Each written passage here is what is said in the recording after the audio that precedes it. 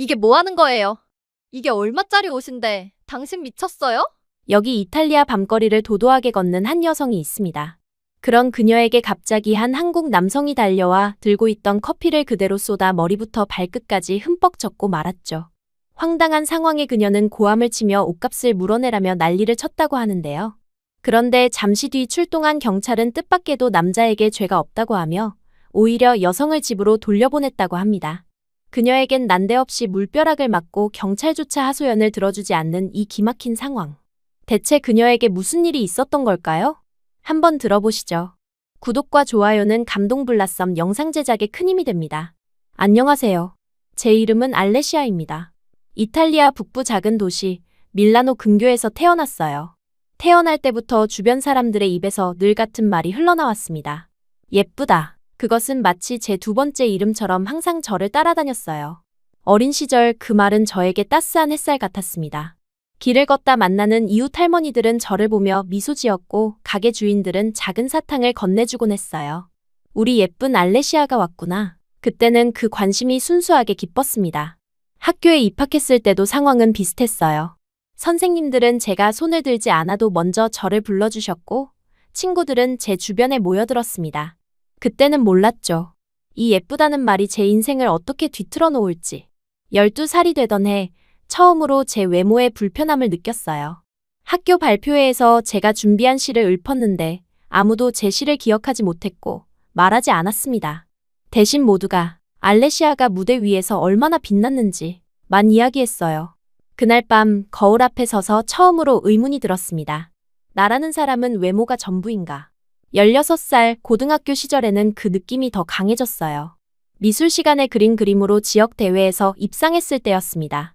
주제는 초상화였고 사람들은 축하한다는 말 대신 초상화라니 이미 입상을 정해둔 대회였구나 라는 말이 돌아왔어요. 제 노력이나 재능은 보이지 않고 마치 제 외모가 그림의 가치를 더한다는 듯이 말하는 사람들을 보며 가슴 한편이 무너져 내렸습니다. 사람들은 제가 무슨 말을 하든 어떤 노력을 하든 제 겉모습만 봤어요. 제가 봉사활동을 해도 이미지 관리를 위한 연출이라며 비웃었고 실수를 해도 예쁘니까 괜찮다 며 웃어넘겼습니다. 심지어 수학시험에서 만점을 받았을 때도 외모만 빼어난 줄 알았는데 하며 놀라워했어요. 그때마다 저는 조금씩 마음의 문을 닫아갔습니다. 18살 대학 진학을 앞두고 저는 처음으로 반항했어요. 내가 원하는 건 이런 게 아니야 라고 외치며 집을 나왔습니다. 그날 밤 친구의 집에서 머리카락을 잘랐어요. 어깨까지 내려오던 갈색 머리카락을 짧게 자르고 검은색으로 염색했습니다. 하지만 결과는 단발도 잘 어울리네. 변한 건 아무것도 없었어요. 20살이 되었을 때 저는 깨달았습니다. 진심으로 대하는 법을 잊어버린 자신을 발견했어요. 누군가 저에게 친절을 베풀면 뭘 원하는 거지? 라고 의심했고 칭찬을 들으면 또 내 외모 때문이겠지 라고 생각했습니다. 차갑고 도도하게 굴게 된 것은 어쩌면 자연스러운 방어기제였을지도 몰라요. 그리고 이상한 일이 벌어졌습니다. 제가 까칠하게 굴수록 사람들은 더 저에게 끌렸어요. 특히 남자들은 도전적인 미인이라며 더욱 열성적으로 접근했습니다. 심지어 제가 무례하게 굴어도 개성 있다 며 웃어넘겼어요. 그때 저는 깨달았습니다. 제가 살아남는 방법은 가시가 돋친 장미로 남는 것뿐이라고요. 진심 따위 필요 없어.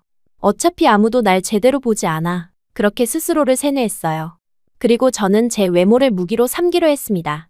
22살, 우연한 기회에 패션쇼 캐스팅 제안을 받았어요.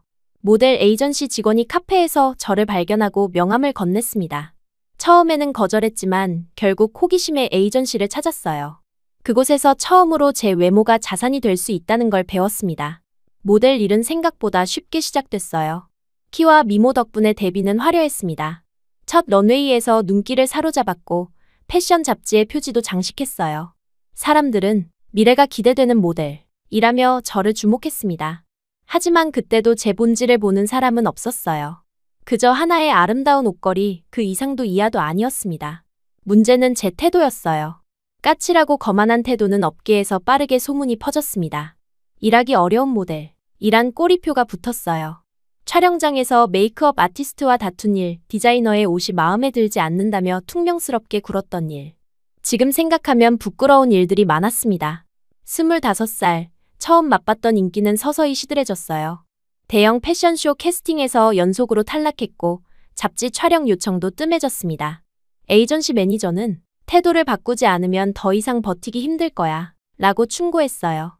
하지만 저는 고개를 돌렸습니다. 내 모습 그대로가 싫으면 떠나라고 해.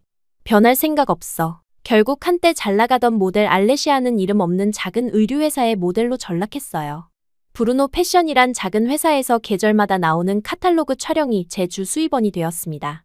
겉으로는 여전히 화려해 보였지만 실상은 돈 많은 남자들의 액세서리처럼 행사장을 오가는 삶이었어요. 밀라노 시내 호화로운 파티에 초대받아 웃고 샴페인을 마시고 사진을 찍는 일상. 언뜻 보면 화려해 보이지만 속은 텅 비어 있었습니다. 파티에서 만난 남자들은 하나같이 제 외모에만 관심을 보였고 가끔 자신의 부를 과시하며 같이 놀자는 제안을 해왔어요. 그때마다 저는 냉소적인 웃음을 지으며 생각했습니다. 진짜 사랑 같은 건 없어. 다들 나를 소유하고 싶을 뿐이야. 그렇게 공허한 나날이 이어졌어요. 밤에 침대에 누워 천장을 바라볼 때면 가끔 어린 시절 꿈꿨던 삶을 떠올렸습니다. 예술가가 되고 싶었던 그 순수한 꿈은 어디로 사라진 걸까요? 하지만 곧 그 생각을 떨쳐버리고 다시 냉소적인 가면을 썼어요. 꿈? 웃기지 마. 이 세상은 그런 감상에 어울리지 않아. 그러던 어느 날, 제 인생을 뒤흔들 사건이 찾아왔습니다. 밀라노 패션 위크 기간 중 한 행사장으로 가기 위해 택시에서 내렸어요. 여느 때와 같이 길가에서 담배를 피우며 말을 걸어오는 남자들이 있었습니다. 저는 거들떠보지도 않고 그들을 손으로 밀쳐내며 걸어갔어요. 저기, 아가씨. 누군가 이탈리아어로 말을 걸었지만 저는 짜증스럽게 손을 흔들며 무시했습니다. 밀라노의 가을 저녁 바람이 제 머리카락을 흩날렸어요. 오늘 행사에서는 어떤 지루한 대화를 나눠야 할지 생각하며 걷고 있었습니다. 그때 뒤에서 달려오는 발소리가 들렸어요. 또 귀찮게 구는 남자겠지. 귀찮은 생각이 스치며 돌아보려던 순간 차가운 액체가 머리부터 쏟아졌습니다. 흰 블라우스는 갈색으로 얼룩지고 머리카락은 축축히 젖었어요. 어떤 미친 자식이. 저는 분노에 차서 뒤를 돌아봤습니다. 그 자리에는 낯선 동양인 남자가 서 있었어요. 손에는 비어있는 테이크아웃 커피컵이 들려 있었습니다. 그는 당황한 표정으로 무언가 말하려 했지만 제 분노를 멈출 수는 없었어요. 당신 미쳤어요? 이게 뭐 하는 짓이에요? 저는 이탈리아어로 소리쳤습니다. 그는 당황한 듯 영어로 뭔가 말하려 했지만 저는 듣지 않았어요. 주변 사람들이 모여들기 시작했고 저는 즉시 경찰을 불렀습니다. 이 변태가 커피를 내 머리에 부었어요. 체포해주세요. 저는 길거리가 떠나가라 소리쳤어요. 평소보다 더 격앙된 목소리였는데 사실 그날 입은 블라우스는 다음날 중요한 촬영에 입으려던 맞춤 디자이너 옷이었거든요. 5,000유로짜리였습니다. 경찰이 도착했을 때 동양인 남자는 번역기를 켜고 뭔가를 설명하려 했어요. 하지만 저는 그를 무시하고 계속해서 고가의 옷이 망가졌다며 행사에 늦었다며 모욕감을 느꼈다며 소리쳤습니다. 배상을 요구해요. 당장 체포하세요. 그때 생각지도 못한 일이 벌어졌어요. 택시 기사가 달려와 경찰에게 말했습니다. 그 아가씨 머리에 불이 붙었었어요. 저 동양인 남자가 달려와서 컵에 액체를 부어 껐어요. 저는 기가 막혀 웃음이 나왔어요. 무슨 말도 안 되는 소리예요? 제 머리에 불이요? 하지만 경찰은 진지하게 제 뒷머리를 살펴보았습니다. 그리고 불에 그을려 끊어진 머리카락을 발견했어요. 더 결정적인 증거는 택시의 블랙박스 영상이었습니다. 영상에는 저에게 말을 걸던 남자를 밀치고 제가 지나간 후 그 남자가 던진 꽁초가 제 머리카락에 맞는 장면이 찍혀 있었어요. 그리고 동양인 남자가 순식간에 달려와 컵에 액체를 부어 불을 끄는 모습도 선명했습니다. 순간 제 얼굴이 화끈거렸어요. 부끄러움? 당황스러움? 그보다는 분노가 앞섰습니다. 그래서 뭐요? 이런 식으로 남의 옷을 망쳐도 된다는 거예요? 저는 여전히 강경하게 나왔어요. 평생 누구에게도 사과해본 적이 없었고 지금 이 상황에서 어떻게 고마움과 미안함을 표현해야 할지 몰랐습니다. 오히려 택시기사에게 당신 저 남자한테 얼마 받았어요? 라며 화를 내기까지 했어요. 택시기사는 어이없다는 표정을 지었고 경찰은 한숨을 쉬었습니다. 그 순간 모든 상황이 저를 향한 시선으로 바뀌었어요. 더 이상 피해자가 아닌 이해 못할 행동을 하는 여자로요. 그때 동양인 남자가 번역기를 켜고 짧게 말했어요. 무사해서 다행입니다. 오해가 풀렸으니 저는 바빠서 가보겠습니다. 그렇게 말한 뒤 사람들 사이를 빠져나가 떠나버렸습니다. 저는 그 자리에 얼어붙은 채로 서 있었어요. 그의 뒷모습을 바라보며 설명할 수 없는 낯선 감정이 밀려왔습니다. 부끄러움? 후회? 아니면 그동안 느껴보지 못한 다른 무언가? 경찰은 더 이상의 조치가 필요 없다며 자리를 떠났고 모여있던 사람들도 하나둘 흩어졌어요. 저는 얼룩진 블라우스를 내려다보며 한숨을 쉬었습니다. 행사는 이미 시작했을 테고 이 꼴로 갈 수는 없었어요. 택시를 다시 타고 집으로 돌아가는 길, 창밖으로 밀라노의 거리를 바라보며 생각했습니다. 대체 저 남자는 누구였을까? 분명 동양인이었고 이탈리아어를 못하는 것 같았어요. 관광객일까? 아니면 패션 위크 때문에 온 바이어? 머릿속에서 그의 얼굴이 맴돌았습니다. 제 모욕과 오해에도 불구하고 그는 차분했어요. 그리고 마지막 순간 그의 눈빛에서 봤던 것. 그것은 연민도 동정도 아닌 다른 무언가였습니다. 집에 도착해 샤워를 하며 저는 머리카락을 만져보았어요. 그을린 부분이 확실히 느껴졌습니다. 만약 그 남자가 없었다면 생각만 해도 소름이 돋았어요. 하지만 그보다 더 이상한 건 제 마음속에 일어난 변화였습니다. 왜 그에게 사과하지 못했을까? 왜 감사하다고 말하지 못했을까? 거울 속 제 모습을 바라보며 오랜만에 솔직한 질문을 던졌어요. 알레시아, 넌 대체 어떤 사람이 되어버린 거야? 그날 밤 침대에 누워 천장을 바라보며 깨달았습니다. 제가 쌓아올린 가시 돋친 장미의 성벽이 너무 높아져서 이제는 저 자신조차 그 안에 갇혀버렸다는 것을요. 쏟아진 커피와 함께 무언가 더 중요한 것이 제 내면으로 스며든 것 같았습니다. 그리고 그 낯선 감각은 마치 오랫동안 잊고 있던 무언가를 떠올리게 하는 것 같았어요. 제가 정말 원했던 것, 진심으로 바라던 것, 그것이 무엇이었는지 기억해내려 했습니다. 하지만 그 밤에는 답을 찾지 못했어요. 다만 한 가지 확실한 것은 그 한국 남자의 뒷모습이 제 마음에 낯선 파문을 일으켰다는 사실이었습니다. 그리고 그 파문은 앞으로 제 인생을 완전히 바꿔놓을 거라는 것도 모른 채 저는 그날 밤 오랜만에 깊은 잠에 빠져들었어요. 다음 날 아침, 저는 가장 먼저 머리카락을 다시 한번 확인했어요. 거울 앞에 서서 뒷머리를 살펴보니 확실히 불에 그을린 흔적이 보였습니다. 상당한 부분이 손상되어 있었어요. 화장대 위에는 어제 입었던 흰 블라우스가 놓여 있었습니다. 갈색 커피 얼룩이 선명했어요. 처음에는 당연히 버리려고 했지만 손이 멈췄습니다. 이유를 설명할 수 없었지만 그 옷을 보관해두고 싶었어요. 이게 뭐 하는 짓이지? 스스로에게 물었지만 결국 옷을 옷장 깊숙한 곳에 넣어두었습니다. 그리고 머리카락 문제를 해결하기 위해 미용실에 전화를 걸었어요. 평소 다니던 벨라 스타일은 예약이 꽉 차 있었지만 제 이름을 듣자마자 시간을 만들어 주었습니다. 유명한 모델이었던 시절의 특권 중 하나였어요. 미용실에 들어서자 평소처럼 모두가 저를 향해 돌아봤습니다. 알레시아, 어서 와요. 미용실 원장인 마르코가 반갑게 맞이했어요. 그는 제 머리카락을 살펴보더니 놀란 표정을 지었습니다. 이게 어떻게 된 일이에요? 불이라도 났어요? 순간 얼굴이 화끈거렸어요. 누군가 이미 그에게 이야기를 전했을까요? 어떻게 알았어요? 제가 물었습니다. 20년 넘게 미용사로 일했는데 불에 탄 머리카락은 한눈에 알아보죠. 마르코가 웃으며 대답했어요. 그리고 제 주변의 직원들이 모여들기 시작했습니다. 모두가 저에 관한 소문을 들은 것 같았어요. 밀라노 전체가 알레시아의 이야기로 떠들썩해요. 어제 길에서 머리에 불이 붙었다면서요? 마르코의 조수인 지아가 호기심 가득한 눈으로 물었습니다. 그녀의 말에 미용실 전체가 조용해졌어요. 모두가 제 대답을 기다리고 있었습니다. 그때 뒤쪽에서 다른 손님이 작게 속삭이는 소리가 들렸어요. 그냥 과장된 소문이겠지. 그녀 같은 사람들은 항상 주목받기 위해 이런 짓을 하잖아. 미용실 구석에서는 또 다른 목소리가 들려왔습니다. 난 다른 얘기 들었는데. 하룻밤 보낸 동양인 남자랑 헤어지자고 했더니 그 남자가 머리에 불을 지른 거라던데? 그 말에 몇몇 사람들이 손으로 입을 가리며 키득거렸어요. 미용사 중 한 명이 더 큰 소리로 말했습니다. 그래서 경찰이 그 한국 남자를 잡고 있다면서? 외국인이라 추방될 거라는 얘기도 있던데. 마르코가 불편한 표정으로 그들을 제지하려 했지만 이미 소문은 번져나갔어요. 한 여성 고객은 저를 힐끗 보더니 친구에게 속삭였습니다. 알레시아 같은 모델들 다 그렇잖아.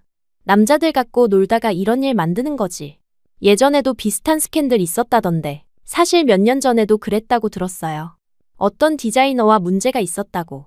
그 사람도 외국인이었죠? 다른 고객이 대답했어요. 미용실은 갑자기 제가 없는 것처럼 소문과 추측으로 가득 찼습니다. 누군가는 제 과거 스캔들에 대해 이야기했고 또 다른 사람은 제가 한국 남자를 유혹해 돈을 뜯어내려 했다는 황당한 이야기까지 꺼냈어요. 그들의 시선은 여전히 제 외모에 고정되어 있었지만 이번에는 경멸과 호기심이 뒤섞인 차가운 눈길이었습니다. 평소라면 짜증을 내거나 무시했을 텐데 이상하게도 그날은 달랐어요. 온갖 소문이 제 귀에 들어왔지만 마음이 이상하게 평온했습니다. 그 한국 남자가 보여준 진심 어린 행동이 제게 어떤 힘을 준 것 같았어요. 네, 그런 일이 있었어요. 한국인 남자가 도와줬죠. 제가 조용히 대답했습니다. 그는 제 머리에 불이 붙은 것을 보고 달려와 커피를 부어 불을 껐어요. 그리고 제가 오해했음에도 그는 아무 말 없이 떠났습니다.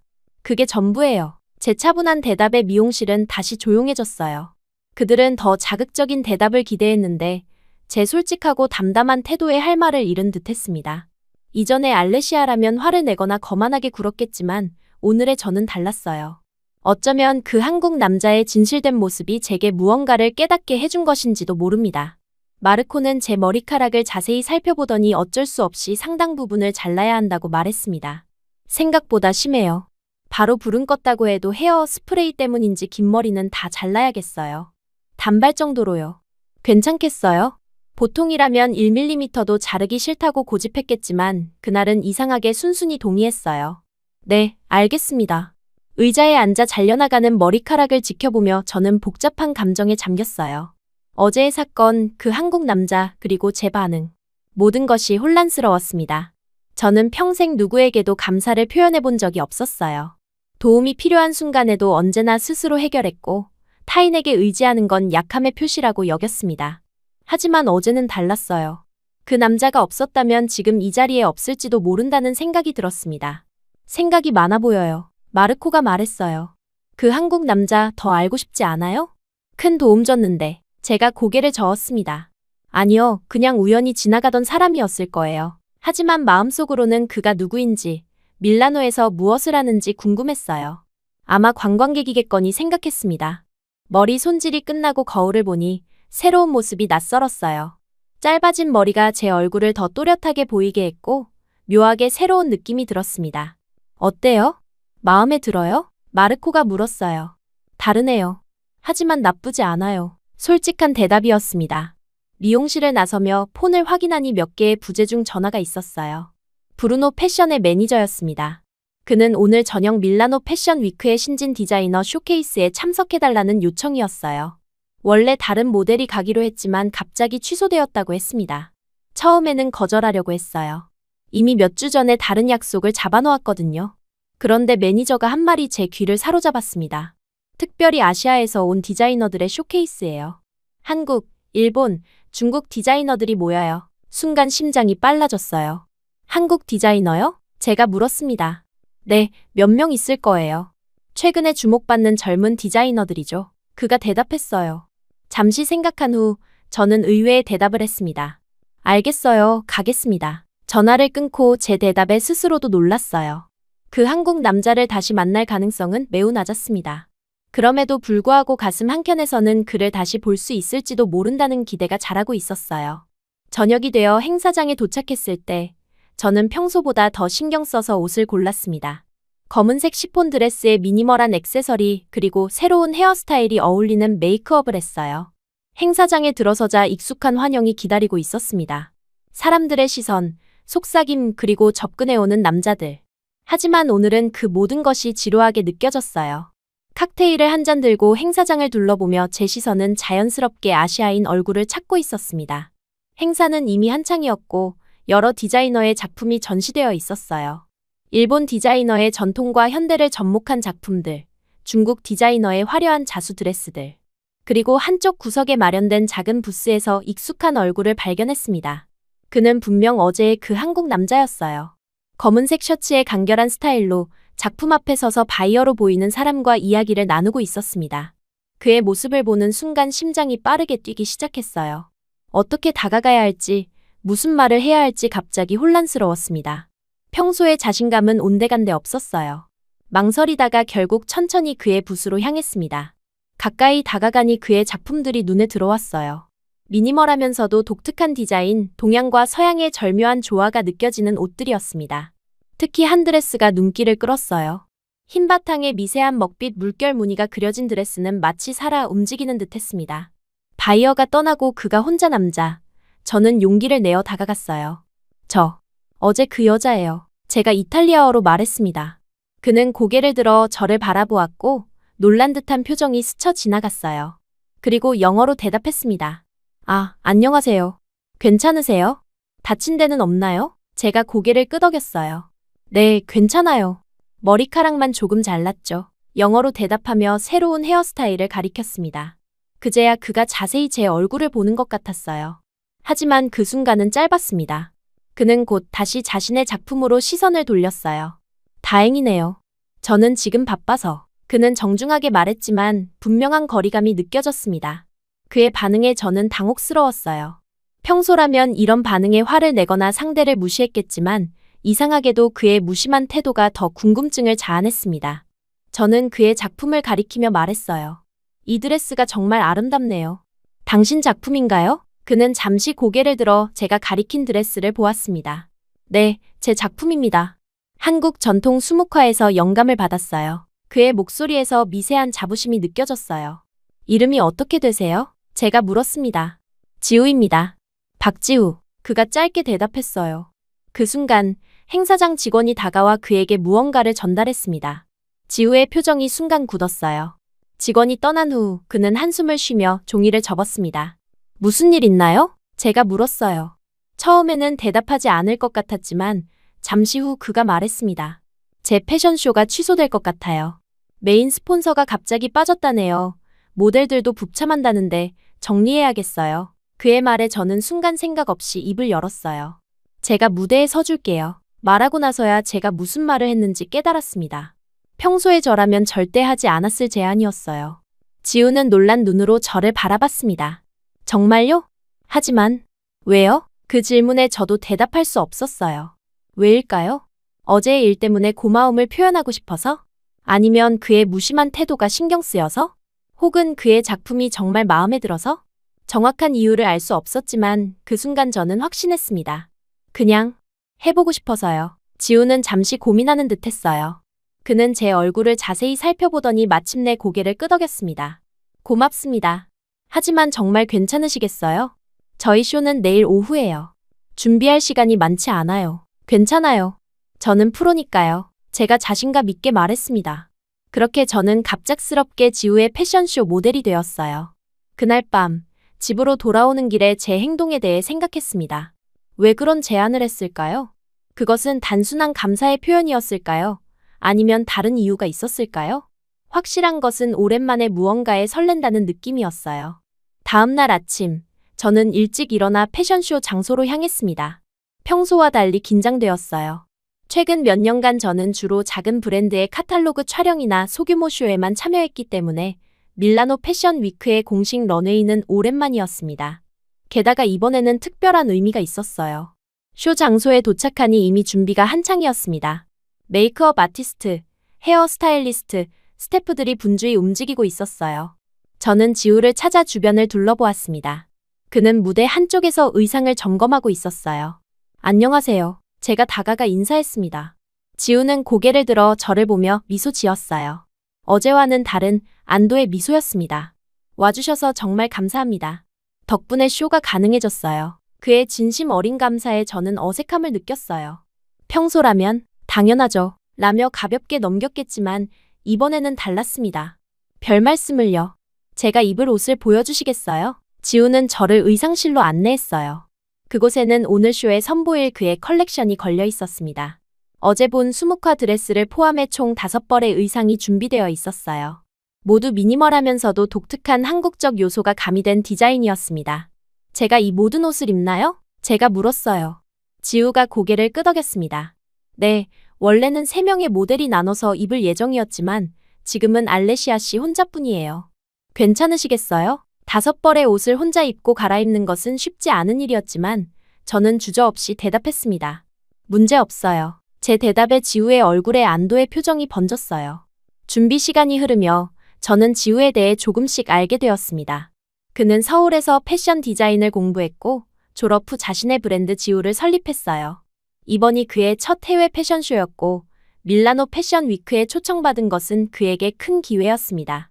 그의 작품에 대한 열정과 진지함이 대화 속에서 느껴졌어요. 쇼가 시작되기 전 저는 첫 번째 의상으로 갈아입었습니다. 거울 앞에 서서 자신을 바라보니 낯선 느낌이 들었어요. 오랜만에 입어보는 하이 패션이었고 지우의 옷은 제가 지금까지 입어본 어떤 옷과도 달랐습니다.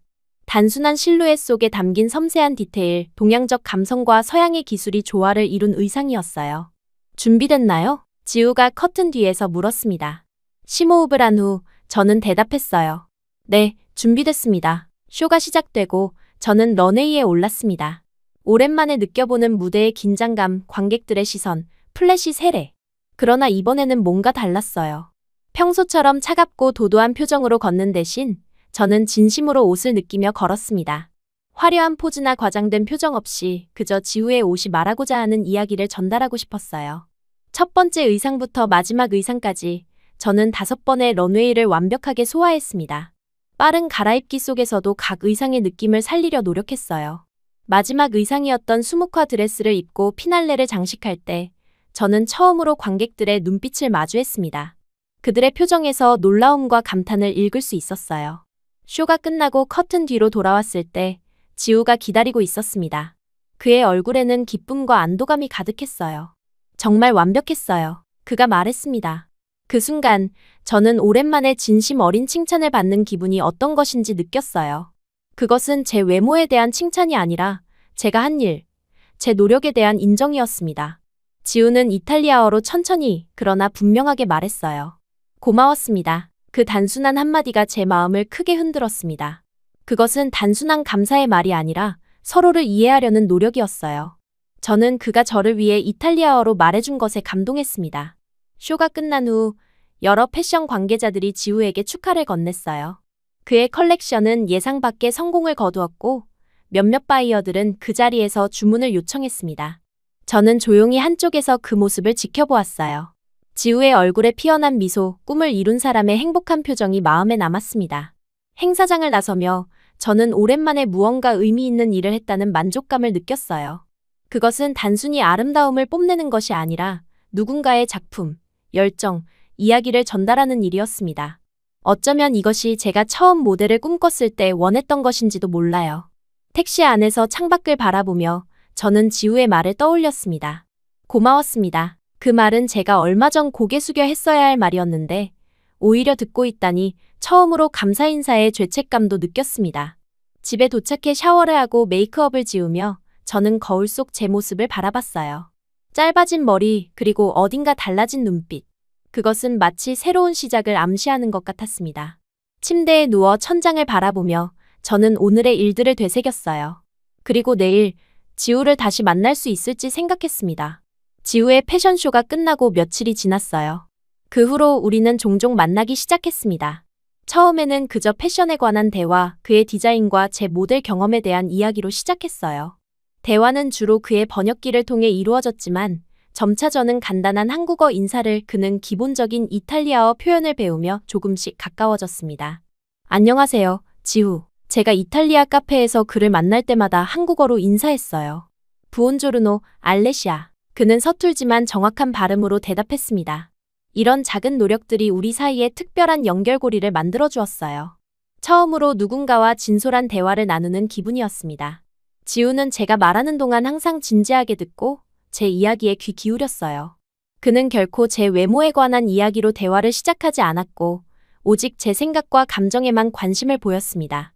그러던 어느 날 밀라노의 작은 갤러리에서 열린 전시회에 함께 갔어요. 현대 미술 전시였는데 저는 처음으로 지우에게 제 어린 시절 꿈에 대해 이야기했습니다. 사실 저는 어릴 때 화가가 되고 싶었어요. 그림 그리는 걸 정말 좋아했죠. 지우는 미소 지으며 물었어요. 왜 그만뒀나요? 그 질문에 저는 잠시 생각에 잠겼습니다. 아마도 사람들이 제 그림보다 제 삼촌 이름만 떠올렸어요. 삼촌이 유명한 화가셨거든요. 제 작품은 뒷전이 되었죠. 그는 고개를 끄덕이며 진지하게 말했어요. 많은 사람들이 표면만 보고 본질을 놓치곤 합니다.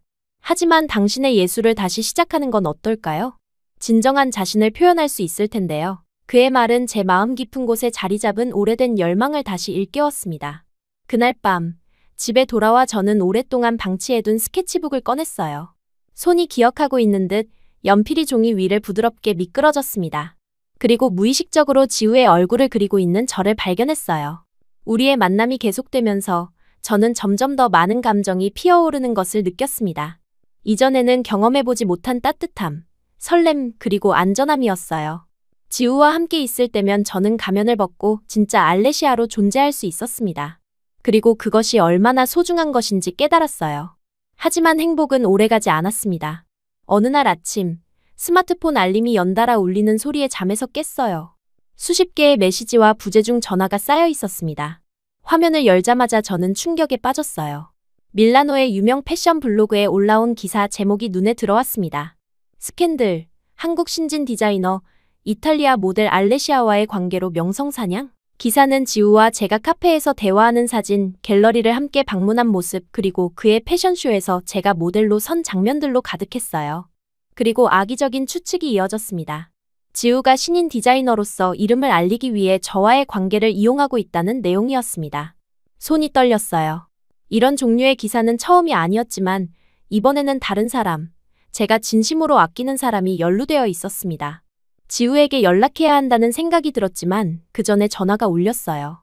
에이전시의 매니저였습니다. 알레시아, 지금 뭐 하는 거야? 이 기사 봤어? 그의 목소리는 흥분되어 있었어요. 사실 홍보 측면에서는 나쁘지 않아. 한동안 너에 대한 관심이 줄었는데 이번 일로 다시 주목받고 있어. 잘 활용하면. 저는 그의 말을 끊었습니다. 이건 사실이 아니에요. 지우는 그런 사람이 아니라고요. 매니저는 잠시 침묵했다가 웃음을 터뜨렸어요. 알레시아, 내가 이렇게 누군가를 변호하는 모습은 처음 보는군.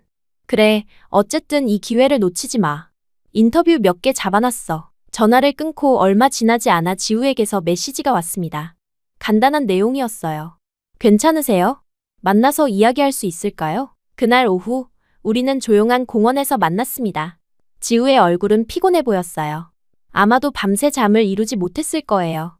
그는 곧바로 사과했습니다. 이런 일이 생겨서 정말 미안해요. 당신에게 피해가 갈 줄은 몰랐어요. 그의 말에 저는 웃음이 나왔어요. 피해요? 오히려 제가 걱정했어요. 당신의 명성에 제가 해를 끼칠까 봐요. 지우는 의아한 표정을 지었습니다.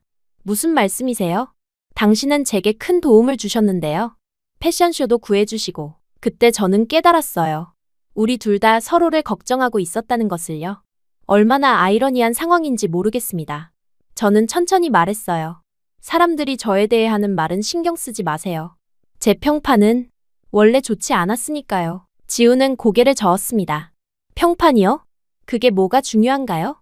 중요한 건 당신이 어떤 사람인지예요. 알레시아. 그의 말은 제 마음을 깊이 울렸어요. 하지만 습관적으로 방어벽을 세우려는 마음이 들었습니다. 제 이미지는 원래 이런 거예요.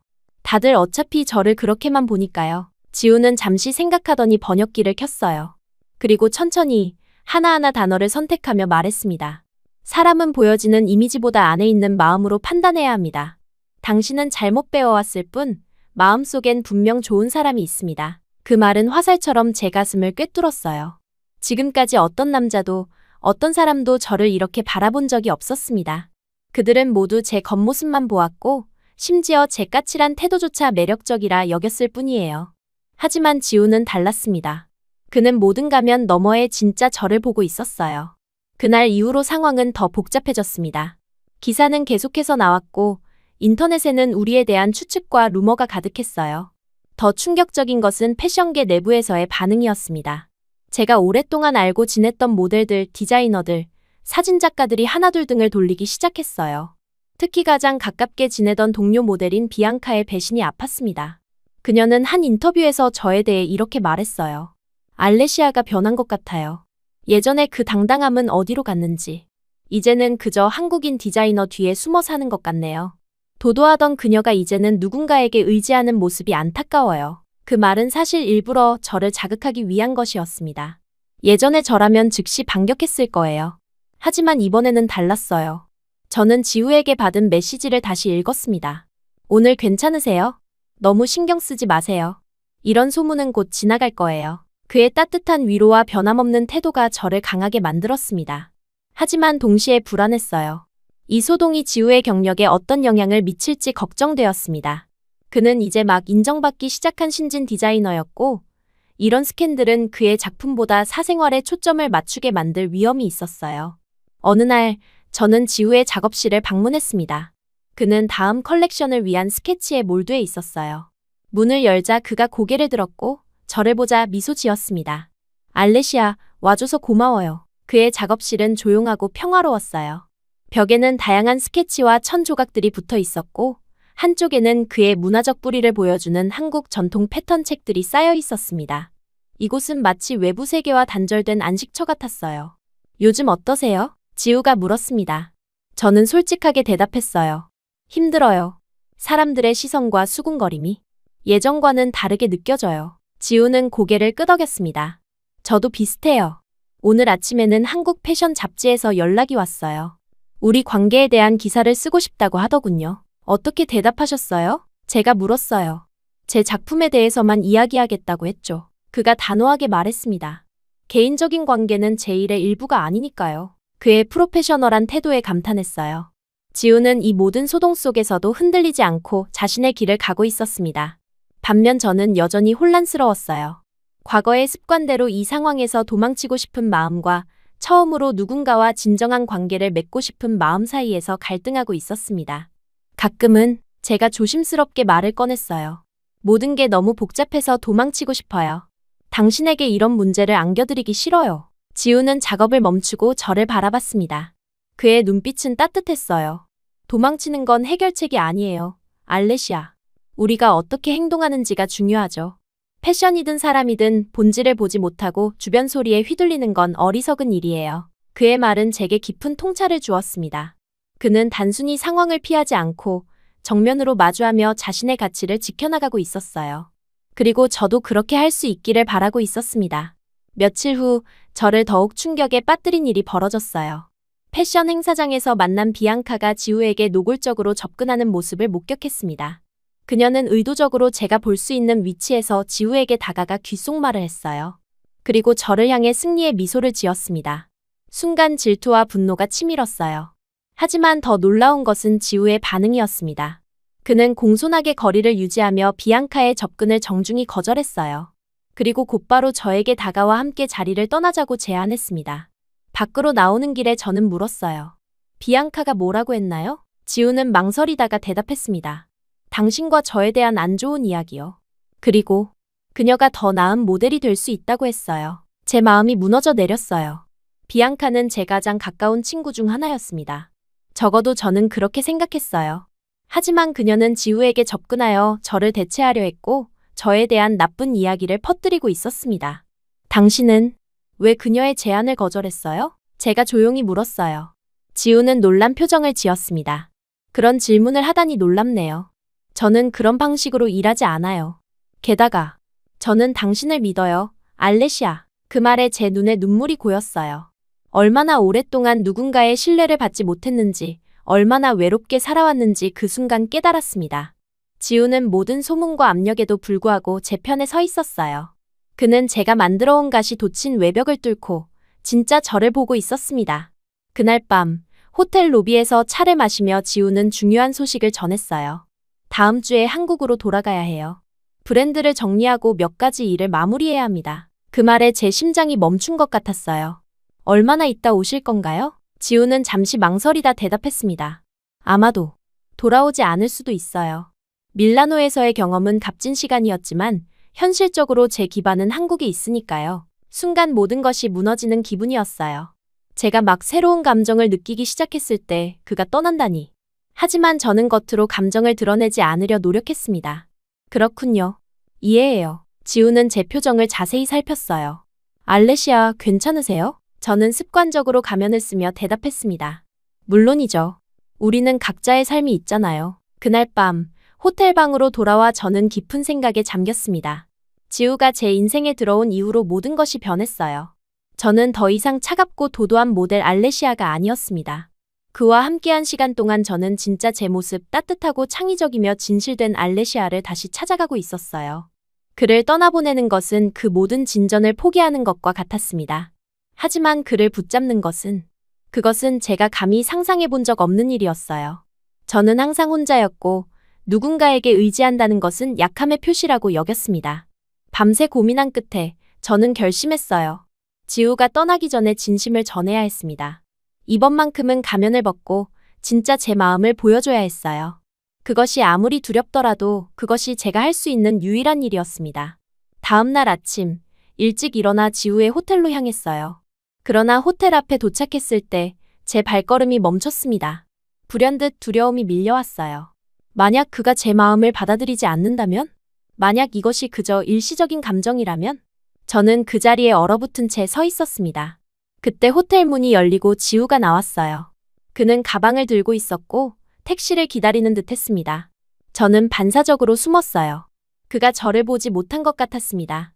택시가 호텔 앞에 도착하고 지우가 문을 열어 타려는 순간 제 가슴 깊은 곳에서 무언가가 산산이 부서지는 느낌이 들었어요.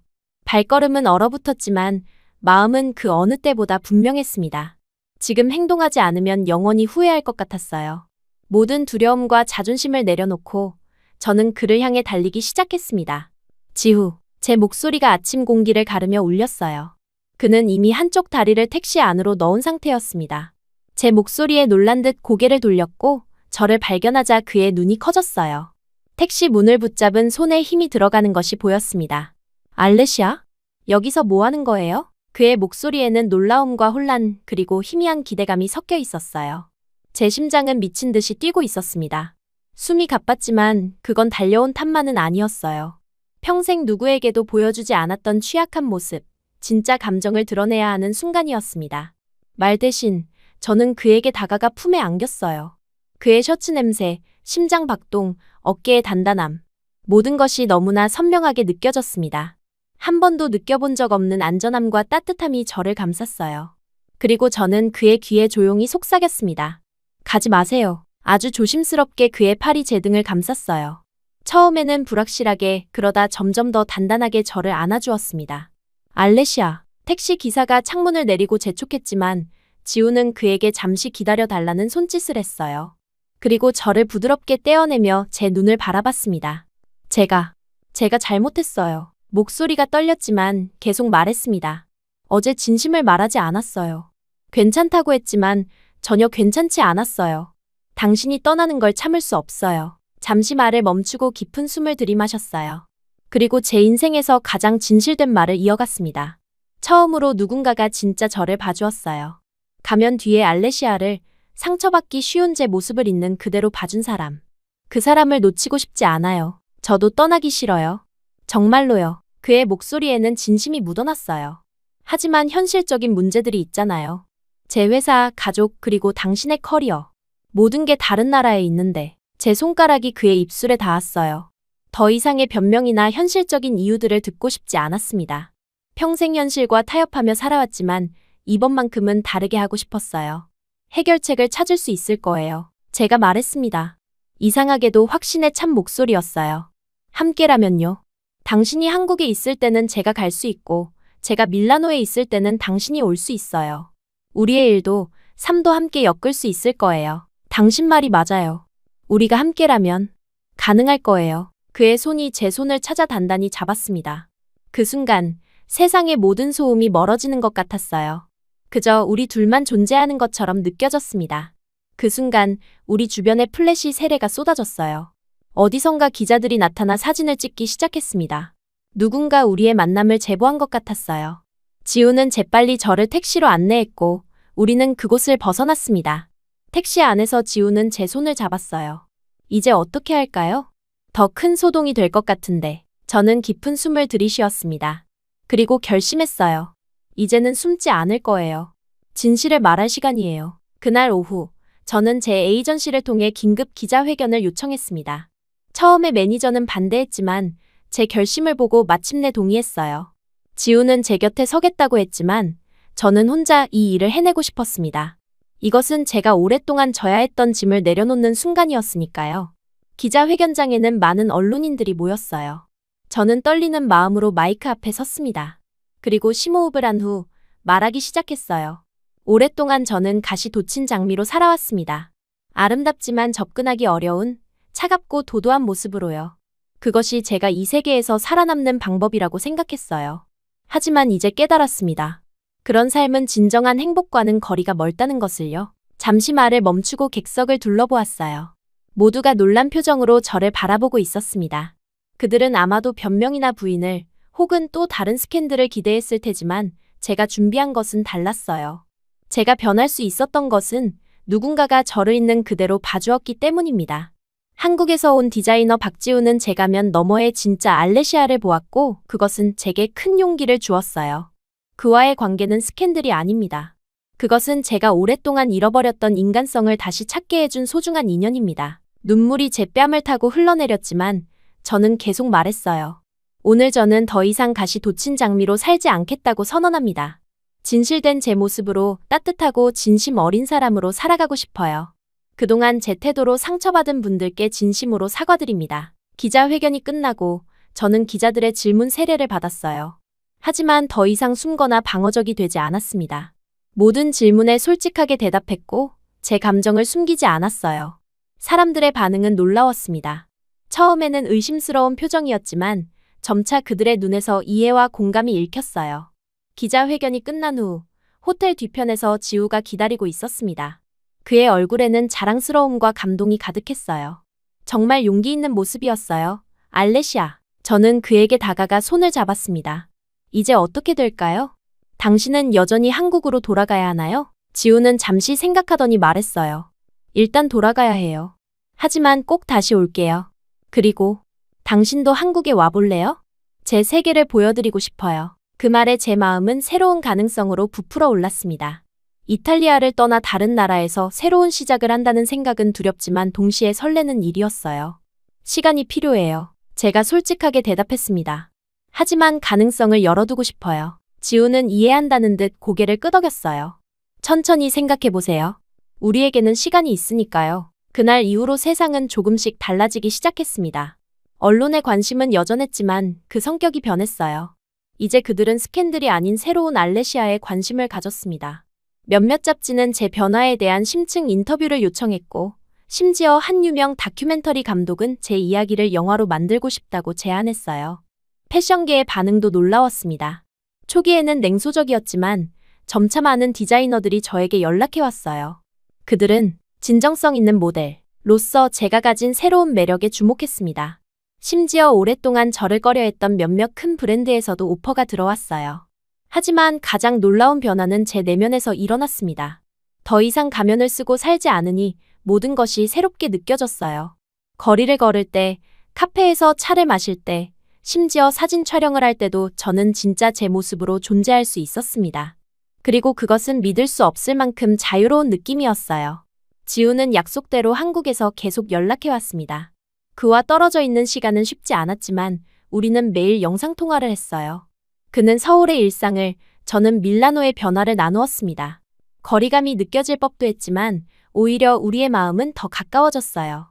한 달 후 지우는 밀라노로 돌아왔습니다.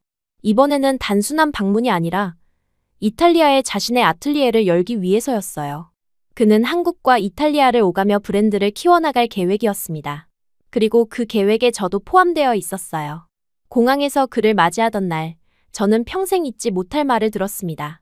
지우는 제 눈을 바라보며 말했어요. 알레시아, 당신은 이제 가시 없는 장미예요. 그리고 그 모습이 훨씬 더 아름다워요. 그의 말에 저는 웃음 지었습니다. 더 이상 가면 뒤에 숨지 않고 진짜 제 모습으로 사랑받는 것. 그것은 제가 꿈에서도 감히 상상하지 못했던 행복이었어요. 그리고 이제 그 행복을 함께 나눌 사람이 있었습니다. 지우와 저는 공식적으로 연인이 된 후에도 많은 시간을 함께 보냈어요. 밀라노와 서울을 오가며 우리만의 특별한 시간을 만들어갔습니다.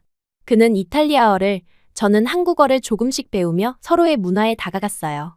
그런 시간들이 쌓이면서 우리는 자연스럽게 결혼을 이야기하게 되었습니다. 하지만 결혼을 결심하는 순간부터 예상치 못한 어려움이 시작됐어요. 제 가족에게 지우를 소개했을 때 부모님의 표정은 기대했던 것보다 훨씬 차가웠습니다. 특히 아버지는 지우가 자리를 비운 사이에 노골적으로 불만을 표현하셨어요. 한국 디자이너가 뭐가 대단하다고. 이탈리아에는 세계적인 패션 하우스들이 즐비한데 하필 아시아에서 온 무명 디자이너를 선택했단 말이냐? 아버지의 말씀은 제 마음을 아프게 했습니다. 어머니도 크게 다르지 않으셨어요. 알레시아, 내가 모델 일을 그만두고 그저 누군가의 아내가 되는 것이 행복할 것 같니? 게다가 언어도, 문화도 다른 나라에서? 그들의 우려는 부분적으로 이해할 수 있었지만 대부분은 편견에서 비롯된 것이었습니다. 저는 지우를 진심으로 사랑했고 그와 함께하는 미래를 꿈꾸었어요. 하지만 가족의 지지 없이 그 길을 가는 것은 생각보다 고통스러웠습니다. 지우의 가족도 처음에는 크게 다르지 않았어요. 그의 부모님은 영상통화로 저를 만났을 때 공손하지만 명백히 경계하는 모습을 보이셨습니다. 나중에 지우에게 들은 바로는 그의 어머니가 걱정을 많이 하셨다고 해요. 서양 모델이라니. 성격이 세고 자기 주장이 강하다던데 우리 집안과 맞을까? 그의 어머니는 서양 여성에 대한 고정관념을 갖고 계셨습니다. 게다가 모델로 살았으니 까칠하고 자기중심적일 텐데. 두 가족 모두의 반대는 우리에게 큰 시험대였어요. 어떤 날은 정말 포기하고 싶을 만큼 힘들었습니다. 하지만 지우는 흔들리지 않았어요.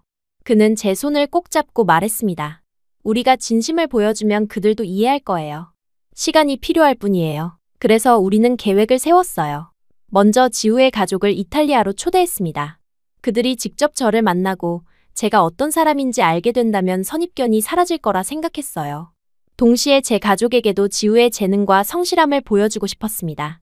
지우의 부모님이 밀라노에 도착한 날, 저는 그 어느 때보다 긴장했어요. 처음 만나는 자리에서 저는 최선을 다해 한국어로 인사를 건넸습니다. 서툴렀지만 그 노력이 그들의 마음을 조금 열어준 것 같았어요. 특히 지우의 어머니는 제가 준비한 한국 전통차에 감동하신 듯했습니다. 일주일 동안 저는 그들에게 밀라노의 아름다움을 보여주었어요. 두오모 성당부터 나비글리오 운하까지, 그리고 제가 자란 동네의 작은 레스토랑들도 소개했습니다. 천천히 그러나 확실하게 우리 사이의 벽이 허물어지는 것을 느꼈어요. 전환점은 지우의 아버지가 제 옛 사진첩을 보셨을 때였습니다. 어린 시절 그림 그리던 모습, 첫 미술 대회에서 상을 받던 순간. 그는 잠시 생각에 잠기더니 말씀하셨어요. 어떻게 살아왔을지 알 것 같구나. 그 말씀은 제게 큰 위안이 되었어요. 누군가 제 외모가 아닌 내면을 보고 평가해주는 것이 얼마나 소중한지 저는 그때 다시 한번 깨달았습니다. 지우의 가족이 떠난 후 다음은 제 가족의 차례였어요. 지우는 특별한 디너 파티를 준비했습니다. 그 자리에서 그는 자신의 작품을 선보였고 앞으로의 비전을 열정적으로 설명했어요. 처음에 아버지는 무관심한 듯했지만 점차 지우의 디자인에 관심을 보이기 시작했습니다. 이건 꽤 독특한데 어디서 영감을 받았나? 아버지가 한 드레스를 가리키며 물으셨어요. 지우는 진지하게 대답했습니다. 한국 전통 다랑아리와 이탈리아 르네상스 조각상의 곡선을 결합했습니다. 두 문화의 아름다움을 표현하고 싶었어요. 그 말에 아버지의 눈빛이 달라졌어요. 비로소 지우를 한 명의 예술가로 인정하기 시작한 순간이었습니다. 어머니도 지우의 따뜻한 성품과 저를 대하는 방식에 점차 마음을 열어가셨어요. 가족들의 마음이 조금씩 열리는 동안 우리는 결혼 준비를 시작했습니다. 그 과정은 또 다른 도전이었어요. 서로 다른 문화의 결혼식을 어떻게 조화롭게 만들 것인가. 지우와 저는 수많은 밤을 함께 고민했습니다. 결국 우리는 두 문화가 자연스럽게 어우러지는 결혼식을 계획했어요. 제 웨딩드레스는 이탈리아 디자이너의 작품이었지만 그 위에 지우가 직접 디자인한 한국 전통 자수가 더해졌습니다. 푸른 물결과 매와 문양이 드레스 전체를 감싸며 독특한 아름다움을 만들어냈어요. 지우는 한복과 양복을 절묘하게 섞은 의상을 입었습니다. 전통 한복의 성과 색감을 유지하면서도 현대적인 양복의 실루엣을 더한 디자인이었어요. 그 모습은 전통과 현대, 동양과 서양의 완벽한 조화를 이루고 있었습니다. 결혼식 날, 밀라노의 작은 교회는 양국의 손님들로 가득 찼어요. 지우의 가족과 친구들이 한국에서 날아왔고 제 친구들과 패션계 동료들도 많이 참석했습니다. 두 문화가 한자리에 모인 모습은 그 자체로 아름다웠어요. 제가 아버지의 팔을 잡고 입장했을 때 지우의 눈에 눈물이 고인 것을 볼 수 있었습니다. 그 순간 저도 감정이 북받쳐 올랐어요. 오랜 시간 가면 속에 숨겨왔던 진짜 알레시아가 마침내 자신의 행복을 찾아가는 순간이었습니다. 결혼식 서약은 이탈리아어와 한국어로 번갈아 진행됐어요. 서로의 언어로 사랑을 맹세하는 것은 우리의 결합이 단순한 결혼 이상의 의미를 가진다는 것을 상징했습니다. 두 문화, 두 세계의 만남이었어요. 피로연은 더욱 특별했습니다. 식탁에는 이탈리아 와인과 한국 전통주가 나란히 놓였고 음식도 양국의 대표 요리들로 채워졌어요. 처음에는 어색해하던 양가 손님들도 시간이 지나면서 서로 대화를 나누기 시작했습니다. 가장 감동적인 순간은 양가 부모님들이 처음으로 포옹을 나눌 때였어요. 언어는 통하지 않았지만 그들의 눈빛에서 같은 마음을 읽을 수 있었습니다. 그것은 자녀들의 행복을 바라는 부모의 마음이었어요. 그 순간 모든 반대와 걱정은 축복으로 바뀌었습니다. 결혼 후 우리는 서울과 밀라노를 오가는 생활을 시작했어요. 처음에는 적응하기 어려웠지만 그 과정에서 우리는 더욱 단단해졌습니다. 지우는 자신의 브랜드를 확장했고 저는 모델에서 디자이너로의 전향을 결심했어요. 정말 디자인을 배우고 싶어요. 어느 날 저는 지우에게 말했습니다.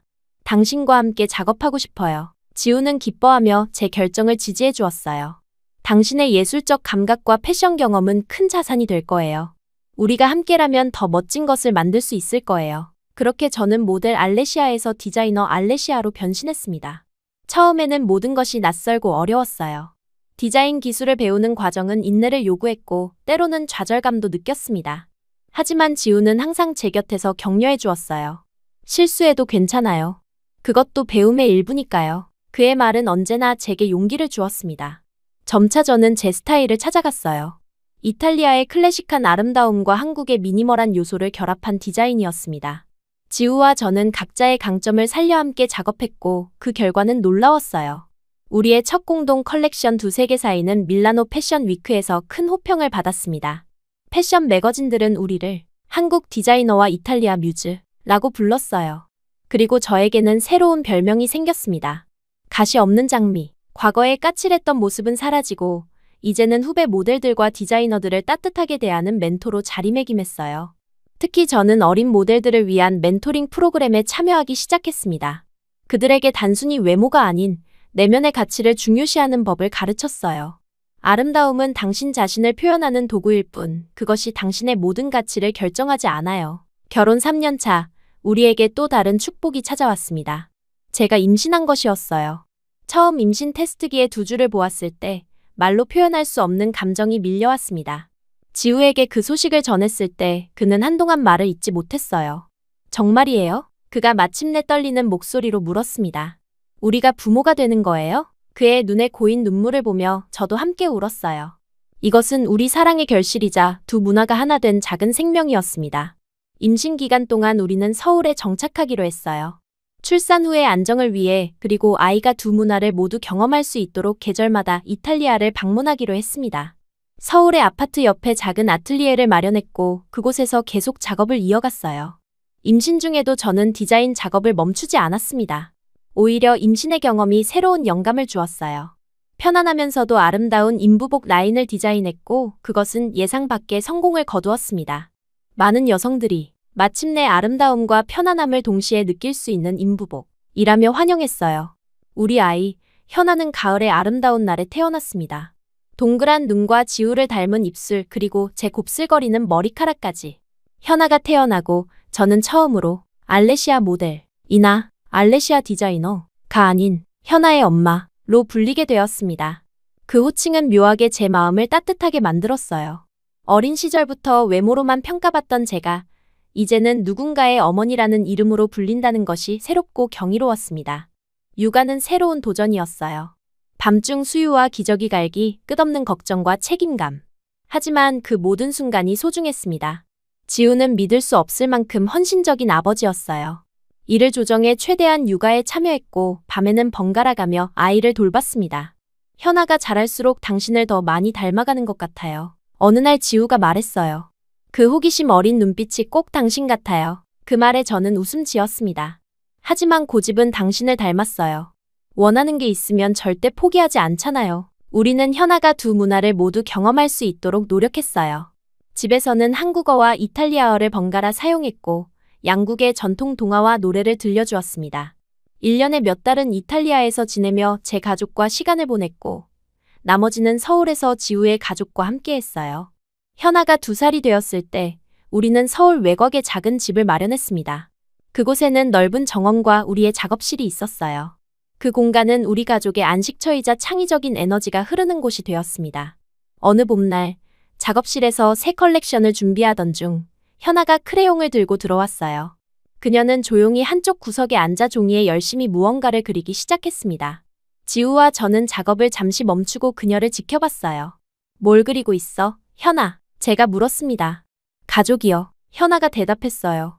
그녀의 그림에는 3개의 동그라미가 있었고 각각 다른 색으로 칠해져 있었습니다. 이건 아빠, 이건 엄마, 그리고 이건 현아예요. 그 단순한 그림을 보는 순간 제 눈에 눈물이 고였어요.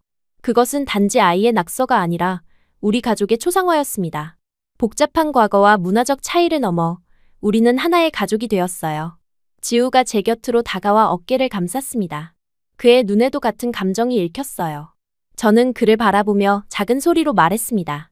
이게 우리가 만든 최고의 작품이에요. 현아의 웃음소리, 지우의 따뜻한 눈빛, 그리고 이 평화로운 순간. 과거의 공허함은 완전히 사라지고 이제 제 마음은 사랑으로 가득 찼습니다. 한때 가시 돋친 장미로 살았던 저는 이제 진정한 행복을 찾았어요. 그것은 외모나 명성이 아닌 가족과 사랑 그리고 진실된 자아 속에 있었습니다. 창밖으로 봄바람이 불어오고 현아는 여전히 열심히 그림을 그리고 있었어요. 지우는 부드럽게 제 손을 잡았고 저는 그 순간을 영원히 간직하고 싶었습니다. 인생의 긴 여정 끝에 저는 마침내 집에 돌아온 것 같은 느낌이 들었어요. 그리고 이 행복은 그 어떤 패션쇼의 박수갈채보다 어떤 찬사보다 값진 것이었습니다.